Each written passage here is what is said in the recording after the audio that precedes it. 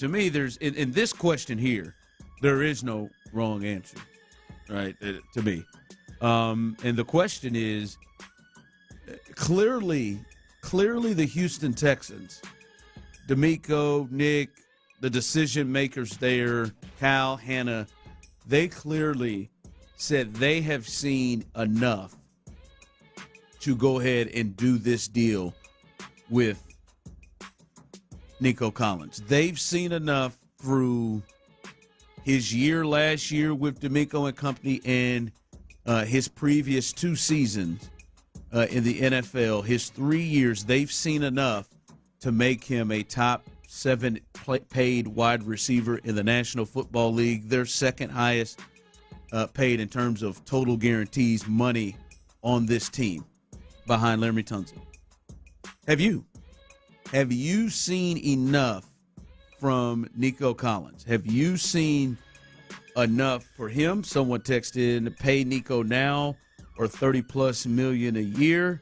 So they've seen enough. Brilliant move by Nick after this season and the new wave of contracts. Nico will be about 20th. I don't know about 20th. But there are some guys like Justin Jefferson, Jamar Chase, who will jump in front of him. CeeDee Lamb, probably T. Higgins at some point potentially will step over him. So you understand that thought. But I'm just saying, right now, did you see the fact that he is worth it? Someone else texted in, no, he is too injured. I want to see what he does if he can stay healthy again. Hell no. Hell to the no. Someone texted in. So that's the thought. Someone else texted in, way overpaid. This will be just like the Christian Kirk deal. Pay the man. What up with y'all? I have no issue with him getting paid. Now, I will answer the question, and I'll let Tyler and Clint answer the question. For me, do I understand the thinking and the thought process of why they did it? Yeah. And as I said before, I like their conviction. For me, I wouldn't say I've seen enough to say that I would do that. I mean, I've seen a lot of injuries, and he's missed some games. And last year was a true anomaly to what he had done before. And yes, also, to be fair to Nico, this is the best coaching staff and quarterback situation that he has been under as well. I would like to see what he does, Clint, myself personally, when more of the defense is geared around trying to stop him week after week. When more of the defense is potentially geared around trying to for me personally, I would want to see that again and understanding what the issue and what the gamble could be. The gamble would be you would potentially have to pay him a lot more if he performs again like he did before. And sometimes you don't take that gamble. Like right now, I mean, C.J. Stroud, I don't care. I wouldn't pay him. I'd pay him now if I could. I've seen enough where that gamble is great enough, right? And we'll see what happens. But I've seen enough for him. Like for me, in 3 years, I would want to see him show that again. And I do, and I believe the run at the catch stuff is real. For me, I hadn't seen enough. But I understand where the Texans and why they did what they did. But for me, I hadn't seen enough to warrant, because right now you're saying he's the number 1 receiver in the league.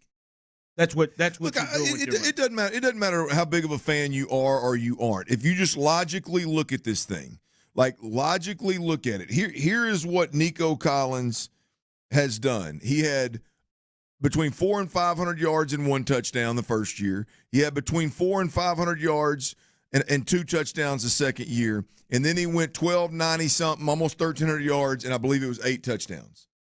And you just broke him off. Forget the ranking. You just broke him off between $24 and $25 million a year. All right? You look at the other guys that have recently got paid, and they are Devontae Smith. He's going into his 4th year with the Philadelphia Eagles. Never mind the success this organization's had, but he's going into the 4th year with the Philadelphia Eagles. He had 918 yards, 5 touchdowns his rookie year, 1,207 the second year, 1,107 touchdowns the third year, right? That's significantly better and a larger sample size if you're talking about paying somebody. He made $25 million. That's probably the most comparable contract to when it was given out and the amount as it can be. Clearly, Nico Collins has 1 year where that's convincing to where Devontae has done it since he got in the league. Amon-Ra St. Brown, he got paid $30 million. My man went 912 yards and 5 touchdowns, 1,181, so almost 1,206 touchdowns, and then he went 1,510 touchdowns this year. Pretty convincing, significantly more convincing than what Nico Collins has done. And then you look at Michael Pittman Jr.